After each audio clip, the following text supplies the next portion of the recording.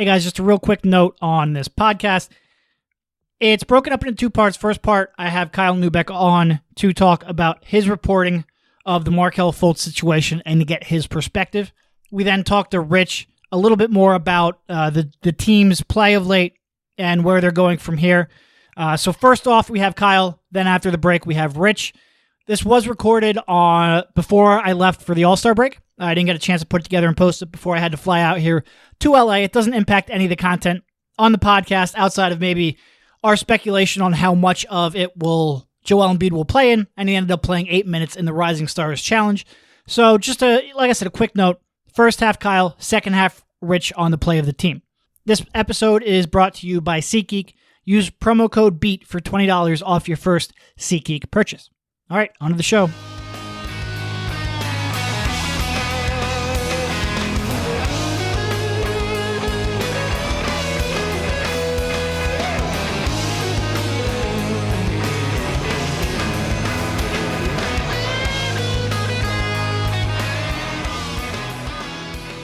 Welcome, everybody. This is Derek. I'm joined by Kyle and Rich on the latest Sixers Beat podcast, a part of the CLNS Media Network. How you guys doing? It's been quite an ordinary week, Derek. Nice to talk to you today. Everything about it has been ordinary. We, of course, talked about much of the Markelle Fultz stuff on our radio show Tuesday night. You can actually check out Kyle's Twitter. You can download that episode. But we will talk more about that today. We'll get into a little bit of the team's recent play, 5-game winning streak capped off last night with a win, a 104-102 win with an incredible second half. We all joked at halftime that, typically, we've mentioned this before, but you can't really see in press row, so we tend to go back and rewatch a game. There was no interest in rewatching that second half, but then they came around and had the most unlikely no interest in rewatching the first half, then had one of the more unlikely second halves of recent memory. So we'll talk about a bit about the recent play as well. Maybe if we're completely and utterly bored, we might talk a little bit about All-Star Weekend. But we do have to start off with Fultz, and I guess we'll start off with Kyle's article over, I guess it came out Monday? Yeah, Monday, right? Yeah, Monday morning. So Kyle, why don't give us, kind of the TLDR version of your report and really focusing on the new information that we got out of it. Okay, so I want to start with something that I thought was glossed over in the public reading of the report. I included some details on the fact that Markelle Fultz was shooting jump shots in late October, all throughout November, and in early December, all periods where the Sixers said he was hurt, he was out indefinitely, he was away from the cameras. Basically, the public was led to believe that Markelle was almost, if not completely inactive, then mostly inactive. But after his agent said that he literally couldn't raise his arms. Correct. On the exact same day that his agent put out a report that he couldn't lift his shoulder above his head, I was told by several different people that Markelle was in the gym and getting shots up just fine with his right arm, not his left arm, which we would later see him use in some weird practice setting. So that was takeaway number one, was there was a lot of shooting going on that we don't know about. And so once you use that as the jumping off point, it makes everything else that has happened since so much more confusing, yet a little bit more clear at the same time. If you read their press releases in early December, early January, it very much reads like the Sixers think that Markelle is on his way back, he's getting better, and he's improving. And that tracks with a team that is watching him shoot jump shots in private, even though we can't see him publicly.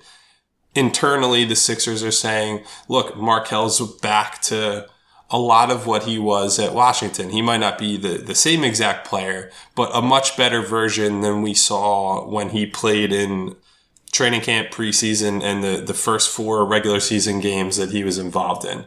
So they see him progressing.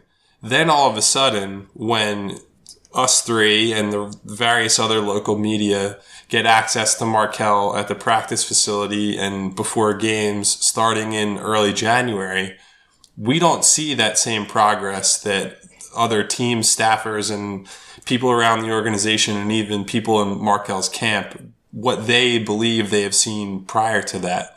So to me, that says a few things. Most importantly, that he has gone backwards recently compared to where he was a couple months ago. And that's a big deal because with the organization saying the problem here is a shoulder issue and a soreness issue, logic would say if Markelle got better from the health perspective in early December, with more time and more effort towards rehab and just getting back out there on the basketball court, he would start looking more normal just naturally. It wouldn't be a thing where you have to rebuild anything. It would just, once he's healthy, it's full go. I mean, that's a pretty basic understanding of how health issues works. But that's not been the case. And other details that I included that sort of picked up a lot more was the fact that they've used VR training to give him just another look at what he's going through. I think a lot of people... Am I the only one who immediately, when I read that, thought of the Ballers episode? Does anybody watch Ballers? I do not watch Ballers. Guilty pleasure. It's not a good show at all. But there's an episode on this. I thought Derek is the only person of the three of us who watches Ballers. So no, I have not seen that.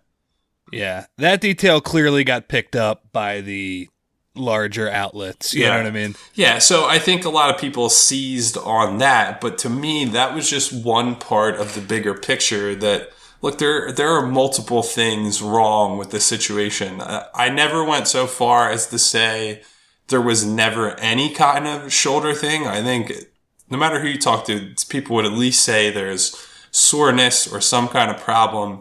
But when you're putting a kid through virtual reality and it's not for reading plays and it's to get comfortable with mechanical things, I think that shows you that there are other problems at play here. And this is sort of where we are today in mid-February is a cumulative effect of lots of different events that have transpired since, I guess, around late July, early August or so. So those were my big takeaways. I don't know if they coincide with what you guys have gotten out of this. I know that you've done various reporting on this as well and have talked to different people. So I'm interested to see what you thought the big takeaway was from this whole circus.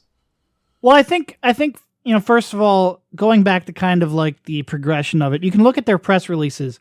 October 29th, he's doing PT. November 19th, progressing towards full basketball activities. December 9th, elevated on-court basketball activities. January 2nd, final return to play program, final stages, whatever. January 9th, 5-on-5. So you can clearly see the more optimistic nature of each press release there and the fact that the team thought he was making real legitimate progress in returning. And that jives with what you've said, that jives with what I was told and what I said. As we got through December and as we got into late December, early January, the team legitimately thought he was on his way back to returning. And what happened from then until now is kind of the unexplained portion that I don't think you or I necessarily have the answer to. Neither of our reports really focused on that, not because it's not a huge story. It, of course, is. We just don't yet have that fully fleshed out. But I think that timeline, and also then the fact that he's been shooting the entire time, to me, if I was a fan, that would have been the biggest takeaway for me.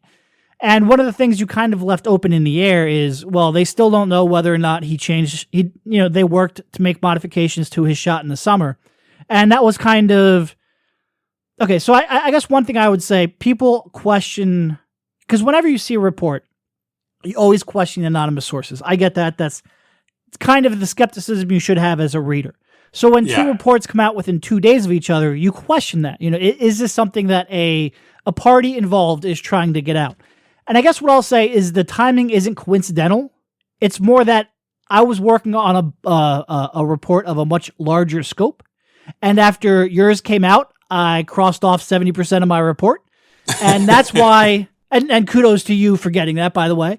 But there was some overlap in what we were working on. So after yours came out, it's like, okay, there's no point in me releasing the report I was going to release. Let me fill in some details. And this is stuff, nothing that was in my report, which is basically that people who had seen Markelle Fultz's workouts over the summer saw a change in shot dating back to before his draft, and saw a desire to change his shot throughout August and into early September. And basically the fact that he then came to camp with shooting mechanics that weren't yet prepared to play basketball at an NBA level. And what I can say is everything that was in my report, and it's up at theathletic.com/Philly, but everything that was in my report, it wasn't new information that I just got. That was stuff that I've had for weeks, if not months. It was more that the scope of my report changed, and that's why the two reports came out at the same time. So you should have a healthy dose of skepticism. I get that. But it's not as if there's a party involved that fed Kyle and I information at the same time. It's more that those two were connected because of the overlapping nature of it. And also what I'll say is I think a lot of people, when they look at things, they go, okay, well, there's two sides to every story. That's not really the way it works. Usually the way I like to phrase it, there's perspectives to every story, and people with different perspectives and different motivations and different agendas, quite frankly. And that's not two. That's usually more like 4 or 5 or 6 or even more than that. And what you do is you talk to all these different perspectives, the player, the trainer, the agent, the doctor, the front office, the coaches, former players, other teams. You talk to everybody you can. You find out what commonality is in there, and then you dig in for proof. So never in a million years would I write this report based off of the unproven word of one perspective of this story. It's just, that's not the way it works. That's not the way I treat my job. I'm sure that's not the way you treat your job. There's Correct. Far more behind the reporting than that. So again, I get a healthy dose of skepticism when two reports come out within 2 days of each other like that. It is tied to your report, but not in the way that I think most people view it as. Yeah, and I think transparently, some inside baseball for people who listen. Like, you and I have talked about a lot of this stuff and what we were learning all throughout the process. I joke that if we worked at the same outlet, we probably would have just combined the two and co-bylined it. Yeah, it was very much a thing where, hey, I'm hearing this or I heard that, and some of it is just...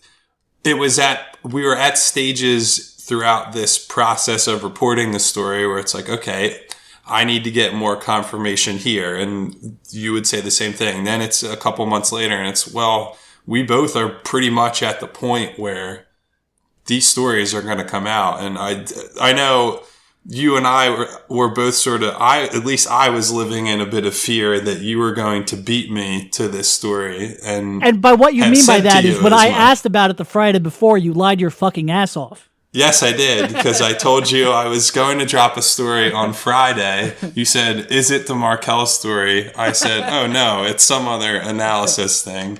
Monday morning, lo and behold. So I gotta keep some of my cards close to my chest. I was going to say, as much as we might have discussed things, that was the right play by you. Well done. Yeah, no, I mean, look, you and I are friends, and we're close amongst the people on the beat. But ultimately, on a story of this magnitude, it's still a healthy competition. It's a very big deal. So I hope there's no hard feelings. But we'll see. I mean, getting back to the story.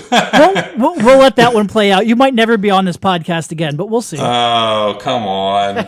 We've been doing this for too long to let this come There are between many us. more stories to fight over.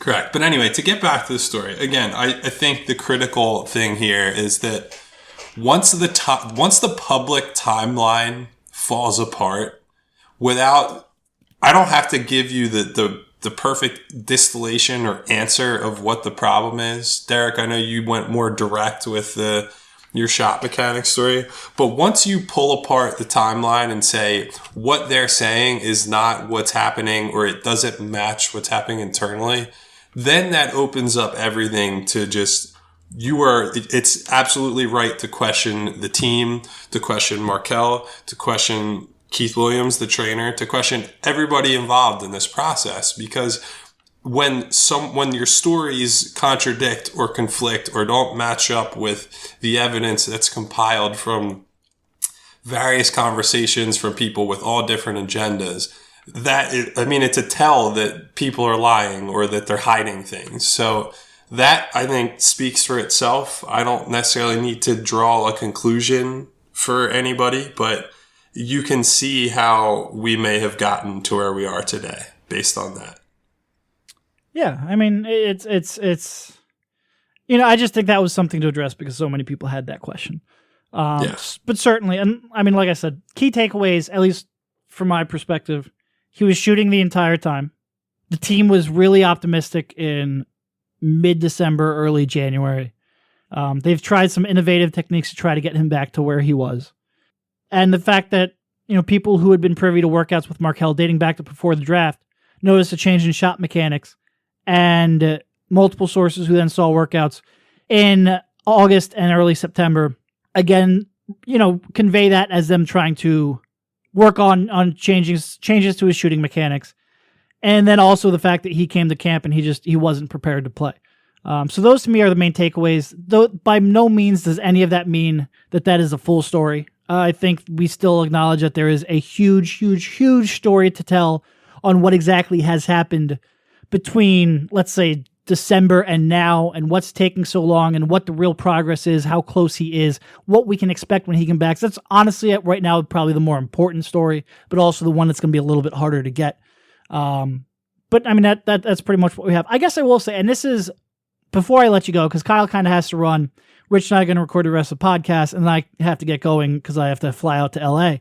But the question is, how have they been working to get his shooting mechanics back? And this is kind of speculation because right now they're pretty tight-lipped about this. In fact, Brett last night pretty much said he was done talking about Markelle, or he thought it was best not to talk about Markelle as much. And they haven't really gone into the specifics of the drills they've been doing, but it almost seems to me about a month ago, we noted that we started to see him doing form shooting drills, kind of like what Nerlens did when he was learning how to shoot. And you saw him shoot from 3 feet away without the guide hand, which makes a lot of sense. It's kind of how a lot of people will go about building form. That's why Steph, when he changed his shot going from junior varsity to varsity, said that he didn't leave the paint for months at that time. But it almost strikes me, based on what we saw, based on how the team conveyed his progress, that maybe there was a point, January-ish, I don't know, I'm just throwing it out there, where they said, look, the way we've been going about it and trying to get that form back to where it was, we're going to have to take maybe a step back, rebuild the base a little bit more, and move forward. And like I said, I haven't been told this, I'm kind of just speculating, but it does almost seem like there was a change at that point because he stopped shooting outside of the paint. He started doing the form shooting. And it seems like ever since then, he's been creeping back to extending that back a little bit to the point where last night, it was Zach Rosenblatt posted some turnarounds, which, by the way, turnarounds and pull-ups have always kind of looked better than the standstill shots anyway. But he had some turnarounds that were a little bit outside of the paint, a little bit beyond the free throw line, and looked at least passable NBA jump shots.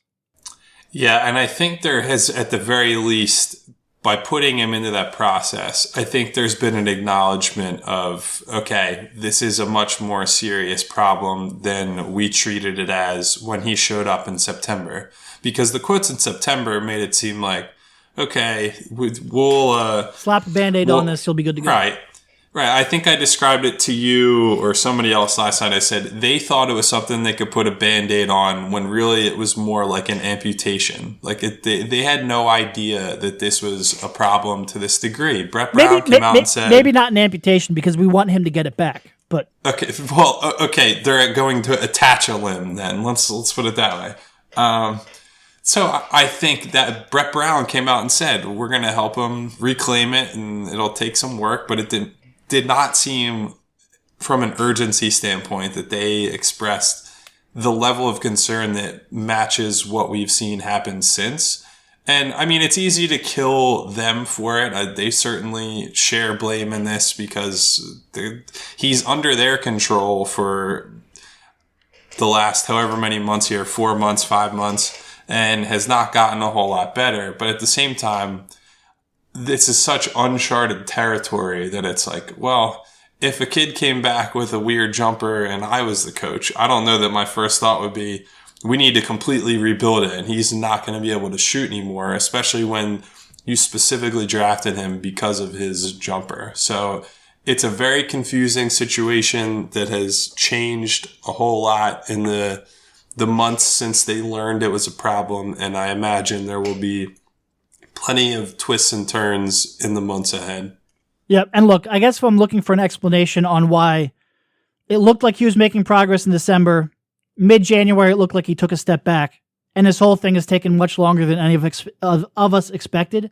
Changing his rehab and his return to play program, if you will, changing it midway through and now making progress now is probably the most optimistic of all the possible explanations, rather than it just taking this long.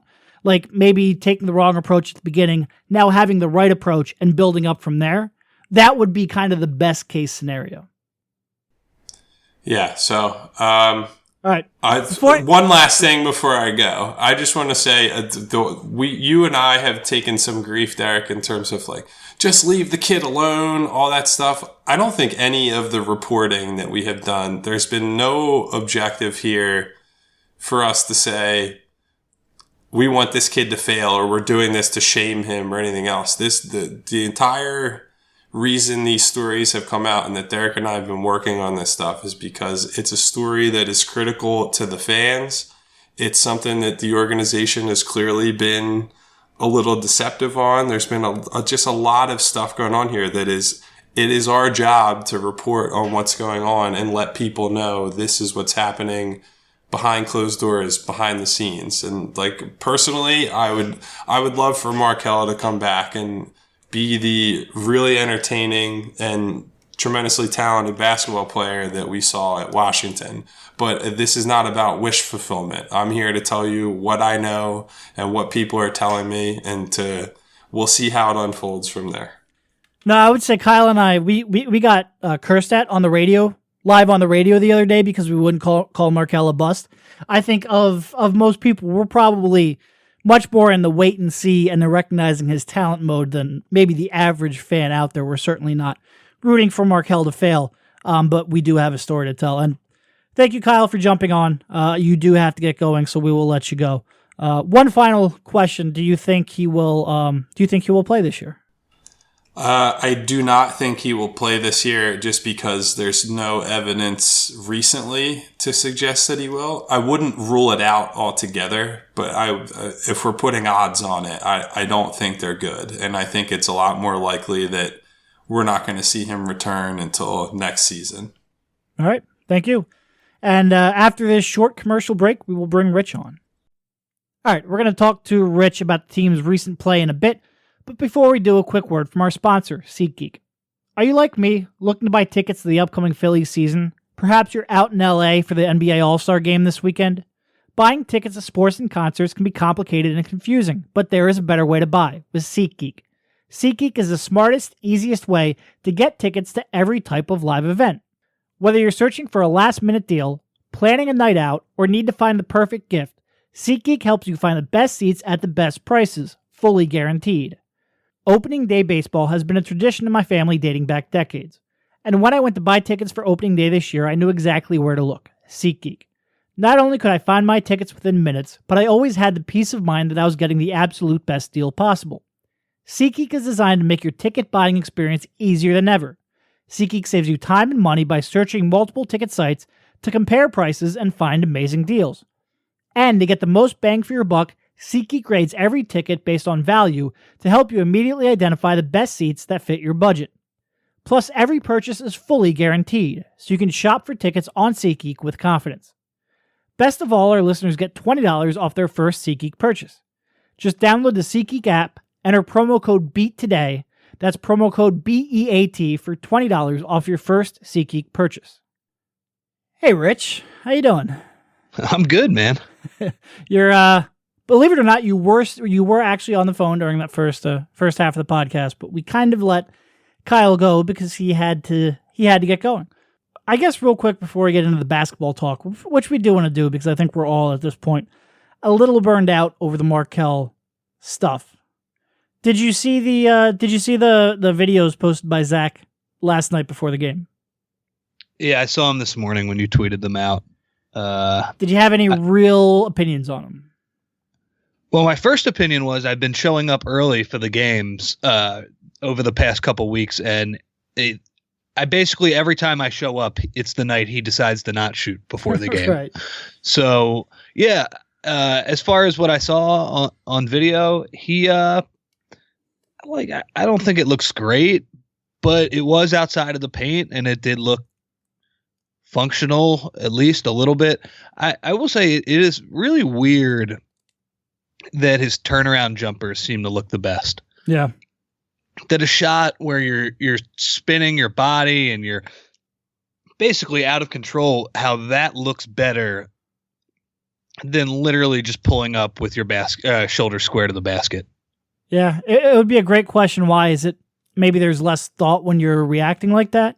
Is it maybe that's what he was more, he did a little more of growing up? Maybe he always seemed like he used a dribble or two to get himself in a rhythm, and maybe his muscle memory is just more formed than that, and it's easier to revert back to.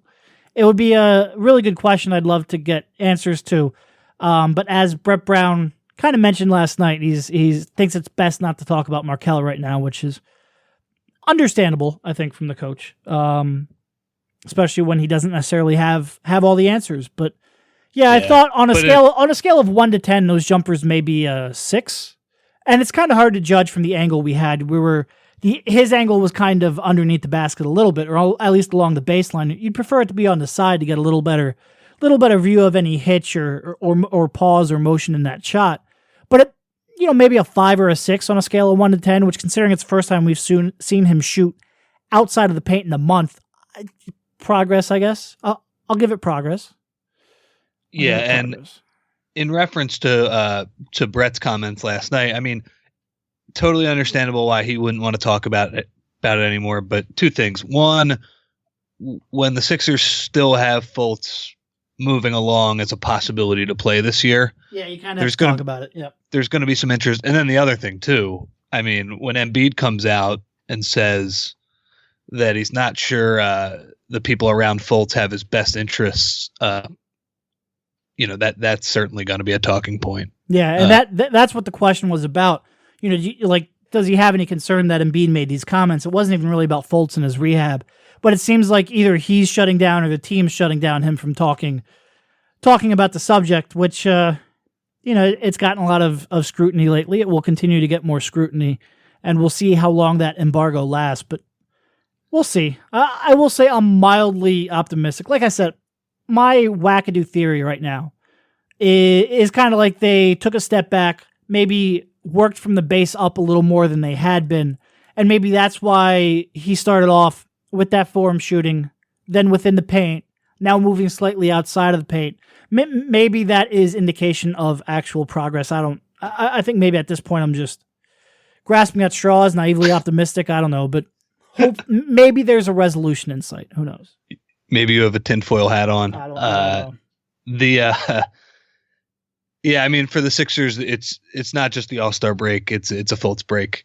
So they'll get 9 days or so without any talk about their struggling first-round pick. But yeah, it's certainly not the last we're going to hear about this year, I would imagine.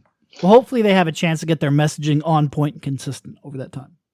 Not always their strong suit, but all right. Moving on to play, they've won 5 in a row.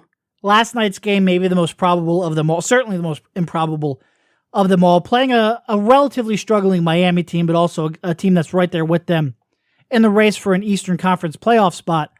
We're down 23 at the half, 24 early on in the fourth quarter, and just playing like absolute crap. Like, nothing about that game, with the exception of maybe rebounding, did they do well in the first half. I think they shot 2 for 14 from the field. They couldn't stop Miami. They couldn't stop turning the ball over. Nothing was really going their way. Then Dario comes out, drops 14 in the third quarter. New Sixer Marco Bellinelli comes out and drops 11 in the fourth quarter. Ben Simmons drops a casual triple-double. And before you know it, the Sixers came all the way back, built up a 5-point lead late, held on by the skin of their teeth after a made 3 and a really bad inbound turnover, which I swear anytime they're pressured on inbounds, it turns out shockingly bad. Oh my God, it's ridiculous. It wasn't Covington this time, at least, and it seems like it's Covington a lot of those times. But for a team that is really, really good scoring on out-of-bounds plays, they're really, really bad at getting the ball in when they're being pressured like that late in games. But they pulled this one out, 2-point win, 5 in a row, 35-20 at the break. Probably better. I think they're in the 7th seed. 30 and 25. 30 and, what did I say? 35 and 20. That would not be right. 30-25, correct. At the break, pretty firmly, I think they're 2 wins up on the Pistons with 2 games in hand. So certainly they have a little bit of breathing room for the 9th place spot. At this point, you have to expect a playoff spot, right? Like, it would be a huge disappointment if they didn't get in. Yeah, I haven't looked at what 538 and Basketball Reference have, but even before these last couple of wins, and even before this 5-game winning streak, they were super bullish on the Sixers, those models, because I think the main reason is because the Sixers, A, they had a better point differential than a lot of those teams, and B, they have an easy schedule on the way in. So, yeah, I like, look, you got to keep the big fella healthy. That's, and he didn't play last night. But if you can keep him at the same level of health that we've seen this year, yes, definitely expect a playoff spot and maybe hope for, a mid-tier seed. The last night's game was funny. I mean, the first half, that's about the worst half I've seen them play. Dreadful. I don't know, since last year, right? I mean, I guess if you want to count the that Warriors second half, that was pretty bad. But that Toronto game, maybe the Boston second half in London, that was really bad. But at least those were good teams. Yeah, and those were good teams coming back against you too, right, after you had demonstrated. So maybe it didn't feel quite as bad. This was just getting jumped by a team that I don't think is. I know they're fighting for a playoff spot with the Heat, but I don't think the Heat are that good. No, and they've come back down to earth. I think they've lost 7 of their last 8. Yeah, and I think they have a negative point differential too. I mean, it was tough. I mean, they didn't have Embiid, so I think that's what most of us thought was, man, I mean, without Embiid, these guys, you saw Redick take all of these rush shots. It was tough. I think I tweeted out early in the third quarter when they were down 24 points. Can we simulate to the end of this game? I retweeted it. Right then they went on a run. Right then. I have received a lot of messages today making fun of that, which deservedly so. That's fine. I made a joke about how they were only a 21-point play away from tying it, and then they immediately went on a 9-0 run. It was like, all right, I deserve that one. The first half was so bad, but then, we never really got a good answer about this. Maybe they just did it naturally, but Simmons and Saric came out in the third quarter with their hair on fire. They were just all over the place, just pushing the ball, trying to get easy buckets. Saric was fantastic. It was a great win. I mean, for all of the reasons, number one, you were down 24 points in the third quarter. How many of those big leads have the Sixers given away this year? To be on the other end of those ones had to be nice, for them, and maybe even cathartic for Brett Brown to come back against a team. B, you didn't have Embiid. And I mean, I expected a loss. I didn't expect them to be down 23 at halftime coming into the game. But when you don't have Embiid, their expectations drop a lot. And then to beat a team that you are jockeying for playoff position in the Eastern Conference, they could not have gone into the All-Star break with a better win, in my opinion. No, and now you've beaten that team now twice in the last 7 games, I think 6 or 7 games, which is very important. Not only to get the wins, but to give them losses. This is and obviously the tiebreaker. I forget, what did they do to them earlier in the year? I don't remember. I think they have 2 more games against the Heat. I believe. Do they? Is that the only 2 they played? Yeah, so you at least have a good chance of having the tiebreaker over them. So big wins, really favorable schedule coming up. It does all come down to the health of not only Joel Embiid, but anybody in that starting lineup. You can even add TJ into that mix because he can steal you a game like he did against the Knicks. They're in a good spot, though. They're in a real good spot, which I guess brings us to the health of Joel Embiid and the mini controversy right now over whether or not you would have him participate in All-Star Weekend. So, yeah, this was a big thing last night. Big thing. Huge thing. I guess to talk about this, let's go back. I don't think we've done a podcast since last week. So Saturday night, you weren't at the game, but I mean, me and Kyle were sitting there, and when they brought him back after his knee appeared to buckle like that, we couldn't believe it. And I mean, after the game, we kept asking him questions about it, and he eventually said, guys, stop asking about my knee. I'm fine. And I mean, it appears that it was. So, I mean, God, that fall did not look good at all, though. And when you combine with him running into the bench at the end of the third quarter, there was reason for concern. Maybe I just have a form of Sixers PTSD after watching him. I mean, it was the same exact thing as the Portland game last year, right? And, for all the people. I think the Portland game he landed and slid, right? Am I remembering that right? Or was that the Houston game? I forget. Yeah, it was a different type. The Portland game, he landed and it buckled and he came back, right, which was no good. And then the Houston game, he played really well, and then we didn't hear from him again. By the way, the one thing I will say from people, I didn't think he was moving at completely 100%. Watch the tape back; it looked better than I thought, but still, I didn't think he was cutting exactly at that level. If you ever tell me, "Wow, he's playing well," or "He looks great," man, he scored 30-something points against the Rockets on a torn meniscus last year. And started the game off by like emphatically dunking on Nene's head. Dunk of the year. Yeah. So I guess that's the reason. Okay. So now to last night, the ankle has been the issue that's been bothering him for how long has this been? Would you say since the parade? Right. So yeah, about there, about a week. Yeah. And that's what's been bothering him. And every night before the game, Sixers say the same thing. He's questionable, and this seems like one of those injuries that he makes the call. Can I play through it? It's more of a pain tolerance thing. Totally all right with that. So for, I guess, 3 games, they said he was questionable, and 10 minutes, 15 minutes before the game, the news comes down. Okay, he's ready to go. So last night, he wasn't ready to play, and I don't know why. If something happened in the Knicks game or whatever. And now there's a controversy over whether he should play in the in All-Star Weekend. To that point, I'll say a couple things here. One, I would be a little bit surprised if he plays in the rookie sophomore challenge or whatever it's called now. As you said last night when we were talking about this, if you make the varsity, you usually don't have to play the JV game. Right. And I know he was voted in. I know he made it. But that doesn't mean he's necessarily going to play in it. Yeah.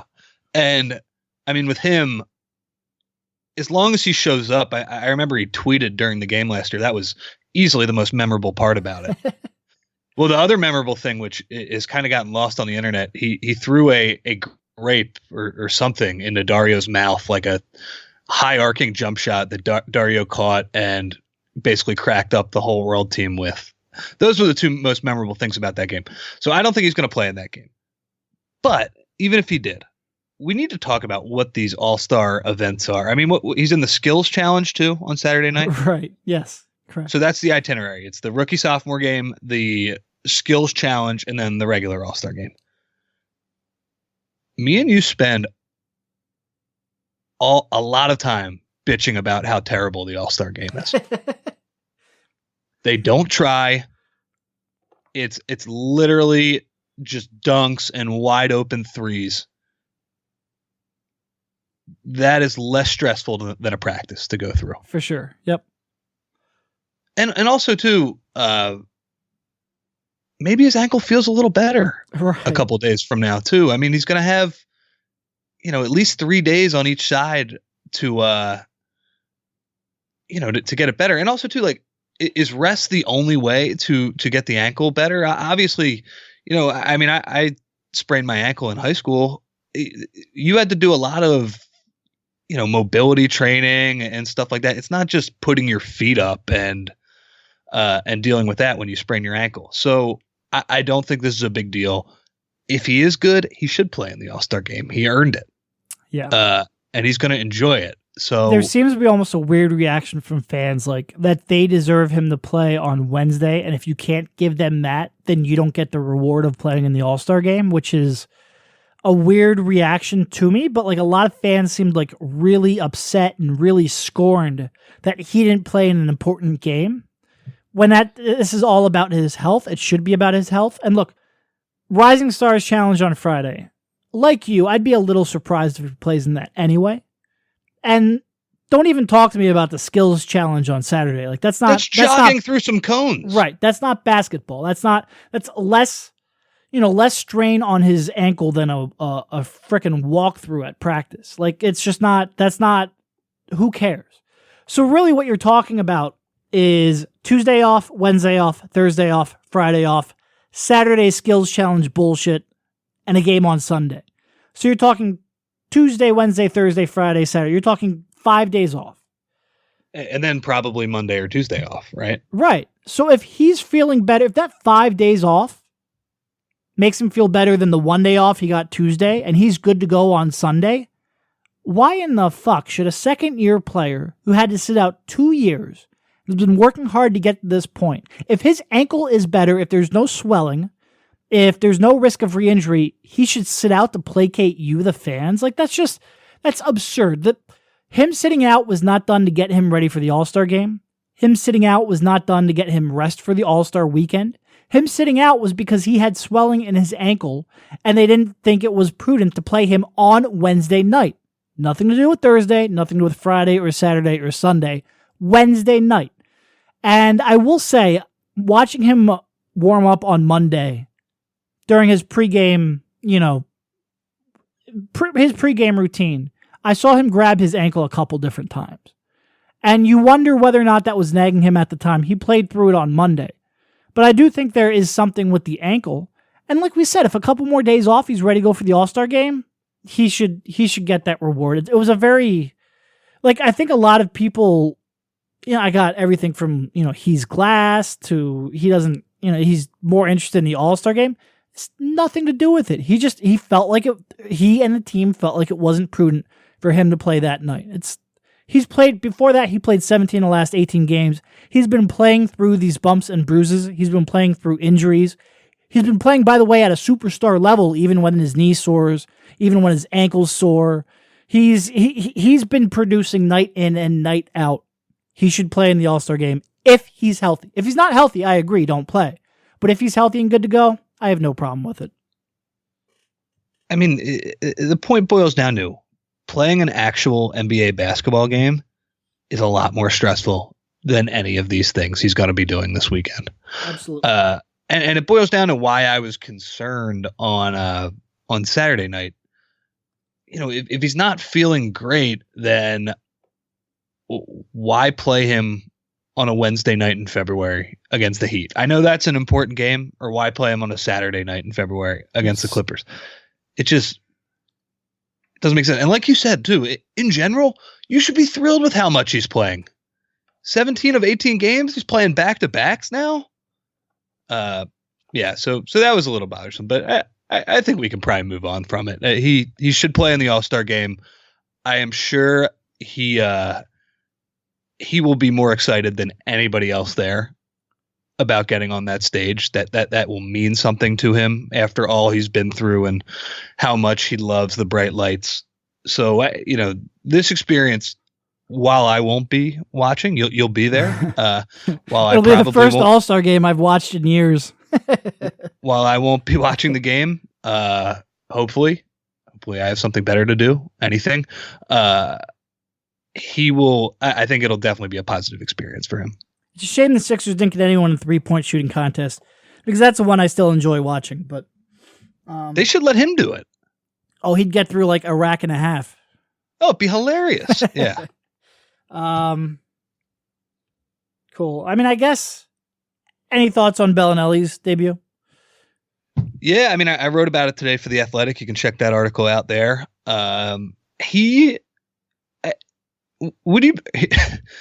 Here was my thought when I was writing this last night and I was watching the game back. Would you be surprised if that was the best game that he plays as a Sixer? No. And you look at his all-around contributions, very Bayless-esque. No assists, 1 rebound, 2 turnovers, something like that. It was great because his shots were going in. What was he, 3 for 5 from 3 or something like that? So we love it, and he certainly gave them a shot in the arm in the second half. But do you have necessarily the most well-rounded bench player available to you? No, not really. I guess it's good that if he has an off night, you can yank him early and try somebody else. And if he's on, he can win you a game or at least help you. But he's, there's a reason guys like that are available for sure. Yeah. And I guess on the positive note, when he's at least average or he's on, that is a scorer who can juice your bench. Yep. When you played him, and honestly, I think of him, going into the game, he's clearly, and Brown said this last night, that he's going to run the same exact plays that he runs for Redick for Bellinelli. And I sort of thought of him as, all right, JJ comes out, bring Marco in. They had a lot of success last night with those two playing together. Yep. Yeah. And, when they run those dribble handoffs for Redick and Embiid, on the other side, they have action that, they usually run for Bayless or Anderson or, frankly, even Covington, who's struggling too, where you're not really that concerned about it as a defense. All right, if that's Bellinelli flying off a couple screens, you at least have to keep a watchful eye on that end of the court. So, yeah, it's just another element that the Sixers will have. Like, when I wrote that today, the main thing I was trying to convey is, okay, this is going to be one of his better games. Like, right. I'm not saying the bench problems are completely solved or all hail Bellinelli. He is, the best bench scorer in the league. But it does give them another option in an area where, they were lacking. And, I think you're going to see a lot less of Bayless now. Yeah. I mean, at the very least, over Bayless, he has a little more of that off-screen gravity, which I do think has a lot of value, especially, like you said, on weak side off ball. Like, you have to pay attention to him a little bit more. Another option late in games as a free throw shooter. He was shooting like 93%, I think, for the Hawks. Of course, they tried to get it to him late in the game and weren't able to do so successfully. But in theory, if you can get the ball inbounded, he is a reliable option there. And with Redick and Dario there as well, they have they should have some good options for late game free throw shooters. But yeah, he's not, I wouldn't look at him and say, okay, well, he's going to be your consistent spark off the bench. He's going to consistently give you what he did last night. But hopefully you have a couple of hot games where he can steal you a win or put you in a position where you can maybe pull out a win you shouldn't have otherwise done so. And, hey, you got him for free. You didn't even have to give up a second round pick, so there's no real room to complain. The Sixers have stolen a couple wins with their bench players this week with TJ's performance on Monday night. And now, I mean, to say they stole that win, I mean, they would have won probably anyway, but to have TJ terrorize the Knicks again was huge too. So, yeah, I mean, to go in, they talked about wanting to go 5-0 on this stretch. And I think, like you said earlier, we talk about Fultz a lot, and deservedly so. That is one of the strangest situations going. And it doesn't even look like it's close to being resolved yet. But the team on the floor is playing really well, and they're in a good spot. Yep. Should certainly make the playoffs in my minds. Should be able to compete in the first round. Can they win? It obviously depends very much on the matchup. I was thinking that they're basically trying to play no whammy with Cleveland, in my opinion. Yeah. If you can get Boston or Washington or even maybe Toronto. Milwaukee sneaks up or something. Toronto's a real good team. They're a real good team. I think they'd lose to Toronto. But if you could find a way to get Boston or Washington, that could be an interesting series. Yep. They certainly have a matchup not many opposing teams are equipped to deal with, which always gives you a puncher's chance, as does a consistently good defense, which I checked since Christmas Day. They have the number one defense in the league. Not like, we used to say, oh, they have the number one defense when Embiid plays. No, they have the number one defense in the league. All those Jared Bayless minutes, they still got it. That's pretty incredible. It's pretty incredible. I want to mention one more thing, too. We talk about how good he is all the time. Ben Simmons is awesome. Yep. And by the way, Donovan Mitchell is getting a lot of hype for Rookie of the Year. He's having a great season. He's not the Rookie of the Year. Fantastic. I think he could be a borderline superstar level player. He's not as good as Ben Simmons is this year. No.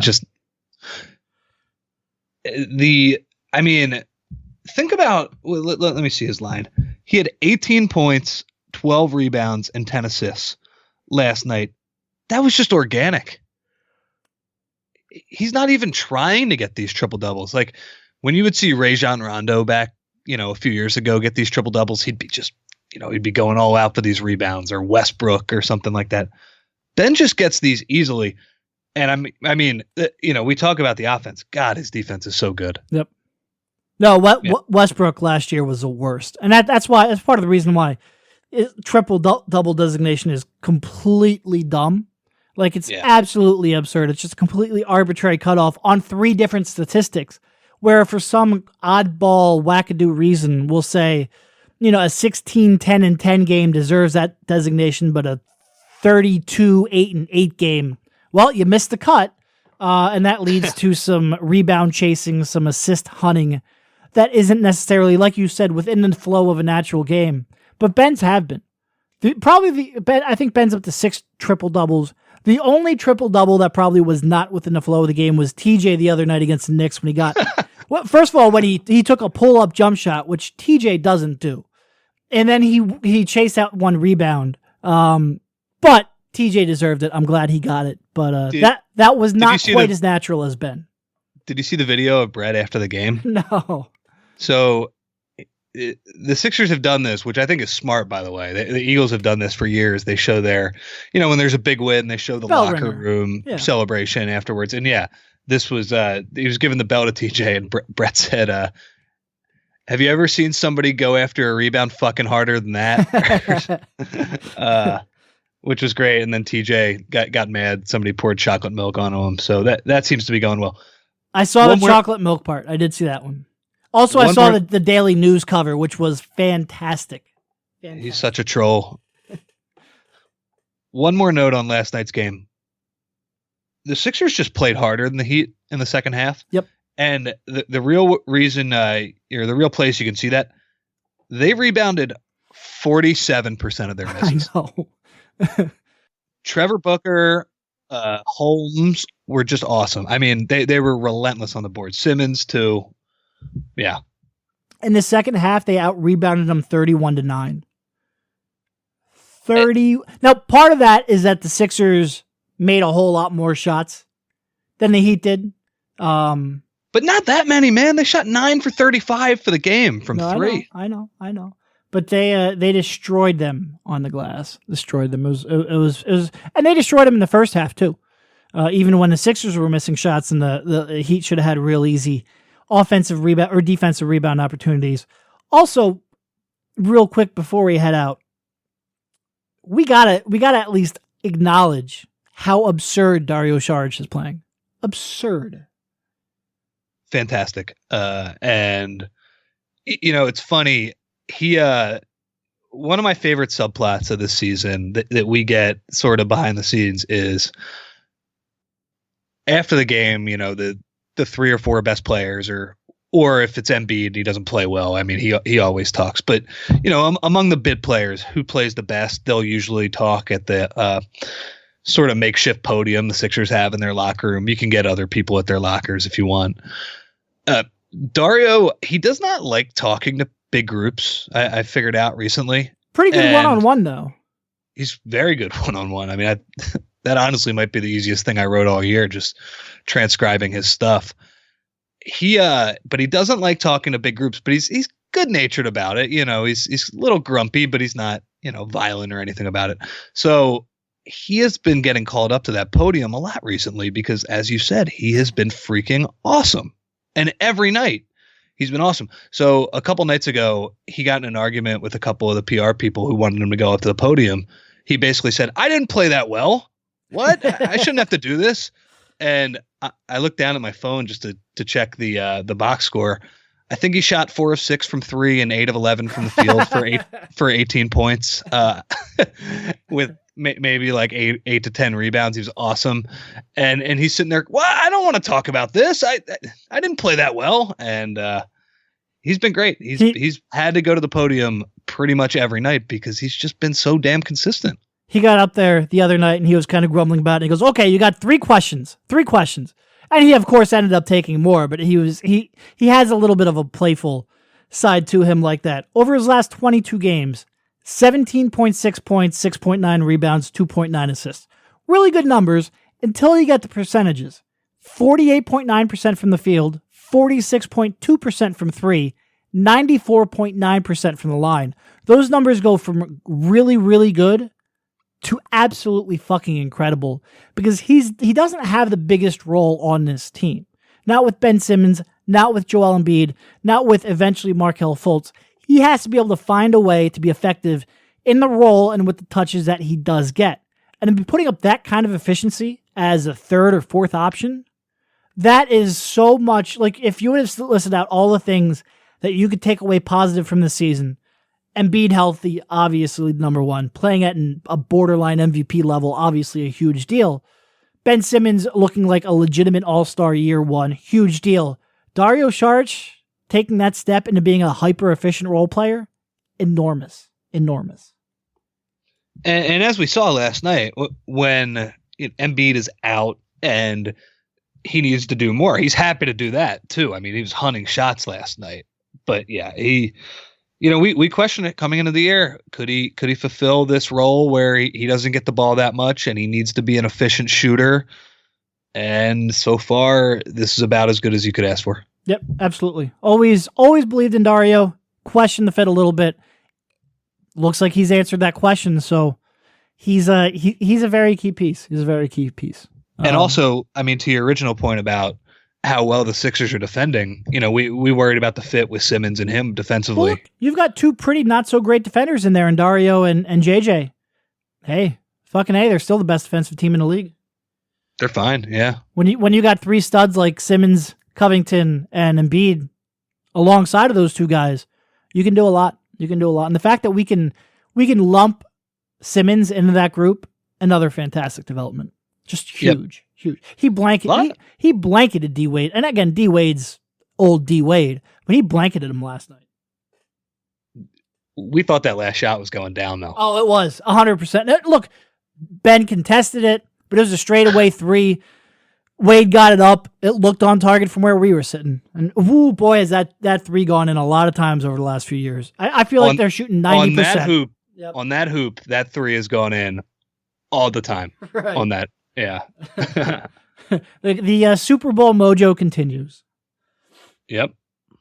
All right. That's all I got. Yeah. Me too. All right. Well, thanks for jumping on, Rich, and we will talk to you soon. All right, man. I'll see you.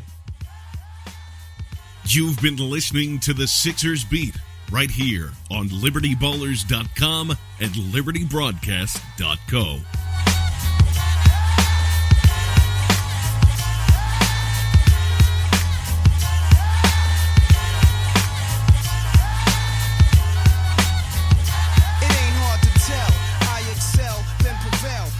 Contacted, I attract clientele. My mic check is life or death, breathing the sniper's breath. I exhale.